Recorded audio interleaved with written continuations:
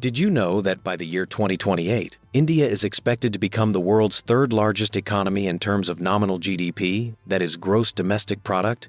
India is already the third largest economy in the world by GDP in terms of purchasing power parity, or PPP, a position it has held since 2009. PPP is a measure that accounts for differences in the cost of living and the relative prices of goods and services between countries, making it a more accurate comparison of living standards than nominal GDP. Right now, while you're watching this video, India is quietly reshaping the global landscape in ways most people don't even realize. "The only way to predict the future is to create it," says a famous quote. And that's exactly what India, that is Bharat, has been doing for the past 10 years. From launching rockets to Mars on a budget smaller than a Hollywood movie, to becoming the pharmacy of the world during the pandemic, India is no longer just another developing country. Today, we're going to explore why India has become absolutely crucial to our interconnected world. Whether you're interested in technology, economics, or global politics, India's rise affects you more than you might think. So grab your coffee, and let's dive into why the world can't ignore India anymore.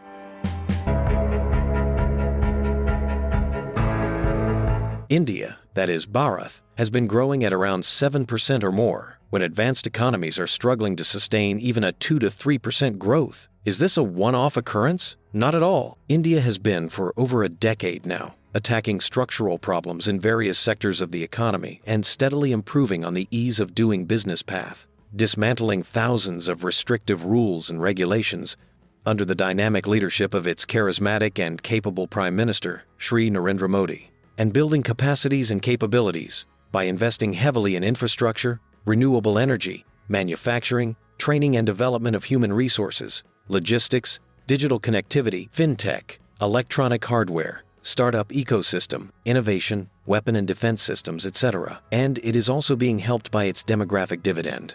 More of all that later. India has adopted a very ambitious vision of Viksit Bharat, meaning developed India by 2047, the centenary year of the country's independence, reflecting the aspirations of its people. People-centric development will be at the heart of this dream of a developed India, and it will have its foundation on the glorious trinity of demography, democracy, diversity. A detailed action plan for Viksit Bharat 2047 has been prepared through more than 2,700 meetings, seminars, and workshops held at various levels. 10 sectoral visions were paid attention to, and suggestions from more than 2 million youth were incorporated into this grand roadmap.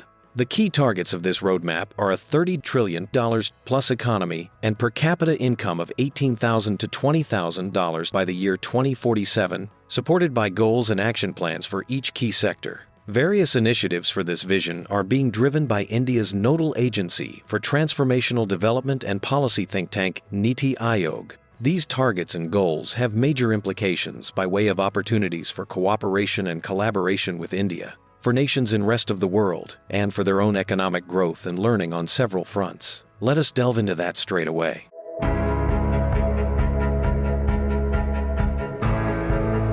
By 2047, India's total population is projected to be approximately 1.66 billion.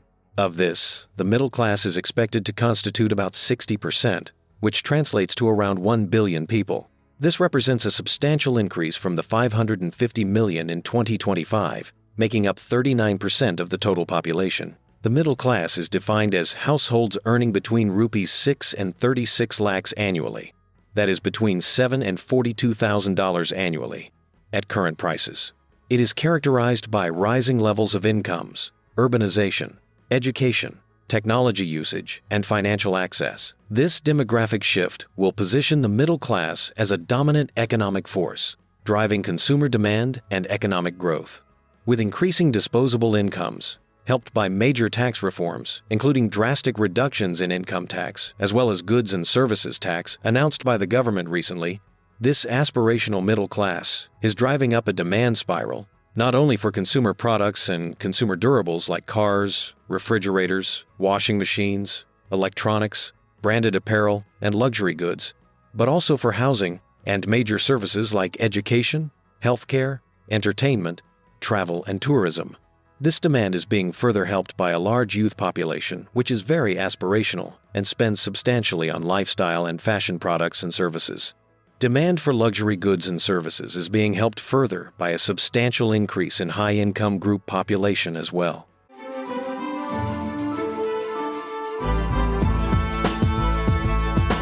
Indian government started its digitization drives in 2015 with 6 major initiatives. 1. Setting up basic digital infrastructure and platforms based on open architecture, which enabled private agencies to jump in and develop it further. 2. Cheap and easy digital access, with data cost being a fraction of what people pay in most countries and low-cost smartphones, resulting in 1.14 billion smartphone subscriptions. India is the second largest market for 5G smartphones, next to China, but ahead of USA. 3. Sound biometrics-based Aadhaar IDs, issued to 1.3 billion people. 4. Financial inclusion, by opening 560 million bank accounts, of which 67% are in semi-urban or rural areas, and 56% are held by women. 5.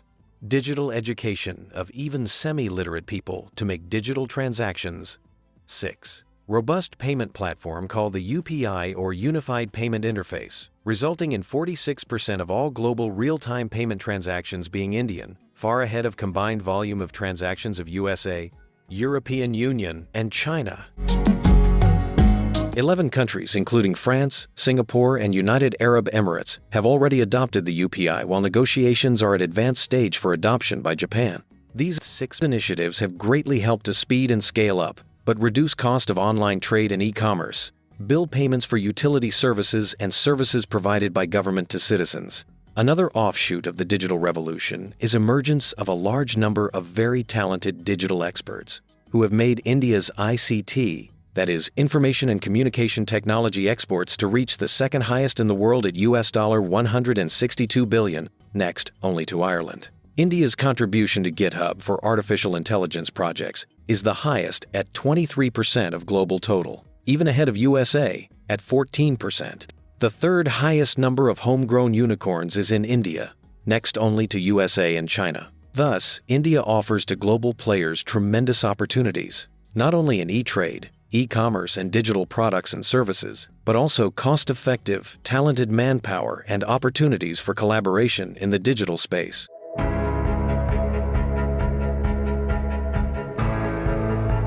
The Make in India, or Atma-Nirbhar Bharat policy launched in September 2014, has the objectives of making India the global hub for design and manufacture of products. It has as its cornerstones 6 major initiatives. 1. Improving ease of doing business by dismantling restrictive laws and regulations. 2. Production-linked incentives in 14 sectors, rewarding and encouraging achievement of production targets. 3. Opening up several sectors like defense, atomic energy, and space for private participation. Foreign direct investment, FDI, was significantly opened up in various sectors, including defense production, medical devices, construction, and railway infrastructure. 4. Establishing industrial corridors and smart cities, integrating state-of-the-art technology and high-speed communication to create world-class business infrastructure. 5. Major thrust on skill development of youth. 6. Thrust on design and manufacture of technology-oriented products. An example of the last initiative is creation of a semiconductor ecosystem on the back of a vast pool of Indian chip designers, forming 1/5 of the global pool, and investments committed for rupees 1.6 trillion. 8 semiconductor plants are in an advanced stage of starting production, with 4 more new projects being announced. Recently, India's first fully indigenous 32-bit space-grade microprocessor built to operate in extreme environmental condition was validated in ISRO's PSLV C-60 mission. Similarly, major work is being done in design and manufacture of different types of drones. These 6 initiatives aim to boost manufacture for both domestic and global demands, using, where necessary, imports of raw material, technology, and capital equipment, and attracting both domestic and foreign direct investments. They have brought in fresh investments of rupees 1.76 trillion, generating 1.2 million new jobs. The target is to take the contribution of the manufacturing sector from 17% now to 25% by 2047, that is, in value terms, from US $680 billion now to US $7.5 trillion in 2047. This growth will be driven mainly by a few sectors, namely electronics, including semiconductors and drones, automobiles, especially electric vehicles and parts, green energy products like solar panels, chemicals and pharmaceuticals, defense production, shipbuilding, aircraft assembly, etc. We hope you are enjoying this video, brought to you by the Unknown India channel that tells you all about India, that is Bharat, that you did not know. Please like this video, share it with your contacts, subscribe to the channel if not done already, and hit the bell icon to be notified of new videos. Infrastructure for connectivity and mobility of people and goods is the backbone of economic activity and growth, and India has made substantial investments in infrastructure since 2014. The national highway network has expanded since 2014 by 55,000 kilometers, or 60% to 146,000 kilometers in 2025. The length of operational high-speed corridors or expressways has grown from 93 kilometers in 2014 to over 2,400 kilometers by mid-2025. Also, 780,000 kilometers of rural roads have been completed between 2014 and 2025. India's operational metro network expanded from 248 kilometers in 5 cities in 2014 to over 1,000 kilometers in 23 cities by May 2025, adding 763 kilometers of new lines. This growth has positioned India as the third largest metro network in the world. As for railways, 31,000 kilometers of new tracks have been laid, and over 45,000 kilometers of existing tracks have been renewed since 2014. Over 45,000 route kilometers of rail electrification have been completed, pushing broad-gauge network electrification to over 98%. Wi-Fi access has been provided at 6,000 railway stations. Lifts and escalators have been installed at over 2,000 stations. 164 high-speed Vande Bharat trains have been introduced, connecting all major cities and towns. Considerable investments are being made to enhance safety in train travel, such as foolproofing signaling systems and coach design. India's operational airports have expanded from 74 in 2014 to 163 in 2025, with sanctions being made for another 50. Total number of air passengers, both domestic and international, in terms of origin-destination departures, have more than doubled, from 83 million in 2014 to 174 million in 2024. Of this, international passengers account for 22%. The Udaan scheme has made air travel affordable for people and has been crucial in improving regional connectivity, having facilitated 16 million additional passengers. The number of air routes from and within India has doubled, from 990 in 2015 to 1,930 in 2024. India now ranks as the third largest air transport market in the world. As for seaports, India's total port capacity has doubled from 1,400 million metric tons per annum to 2,762 mmtpa.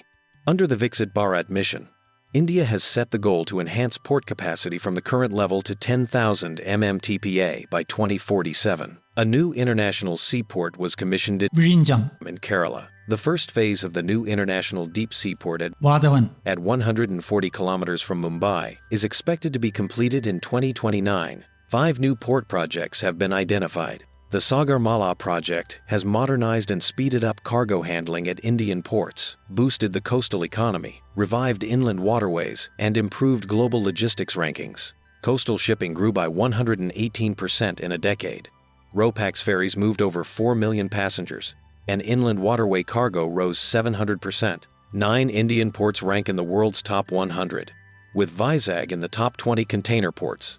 Indian ports now outperform many advanced maritime nations on key metrics. To be continued in video part 2, should be up shortly. Please check. As and when we upload that video, you will see a link right up here saying click to view video part 2. We will also give a link in the description below.